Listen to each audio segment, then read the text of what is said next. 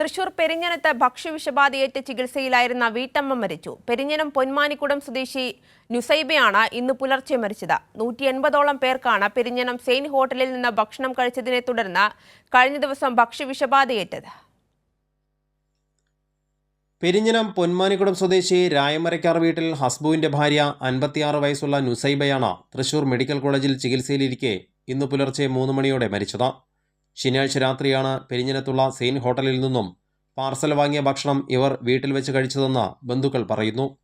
വീട്ടിലുള്ള മറ്റു 3 പേർ ആശുപത്രിയിൽ ചികിത്സയിലാണ്.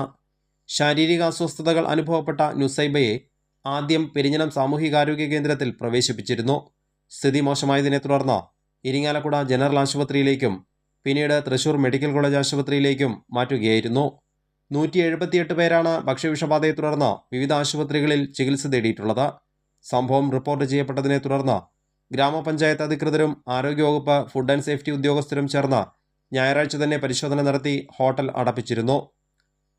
തൃശൂർ ജില്ലാ മെഡിക്കൽ ഓഫീസിൽ നിന്നുള്ള വിദഗ്ധ സംഘം തിങ്കളാഴ്ച ഹോട്ടലിലെത്തി തെളിവുകൾ ശേഖരിച്ചു. ഹോട്ടൽ നടത്തിപ്പുകാർക്കെതിരെ നിയമ നടപടി സ്വീകരിക്കുമെന്ന് ആരോഗ്യവകുപ്പ് ഉദ്യോഗസ്ഥർ അറിയിച്ചു.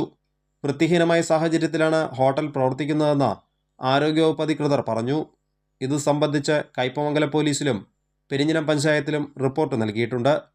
കുഴിമന്തിക്കൊപ്പം നൽകിയ മയോണൈസാണ് ഭക്ഷ്യവിഷബാധയ്ക്ക് കാരണമെന്നാണ് പ്രാഥമിക നിഗമനം. രാസപരിശോധനാ ഫലം പുറത്തുവന്നാൽ മാത്രമേ കൂടുതൽ കാര്യങ്ങൾ വ്യക്തമാകൂ. കൈരളി ന്യൂസ്, തൃശൂർ.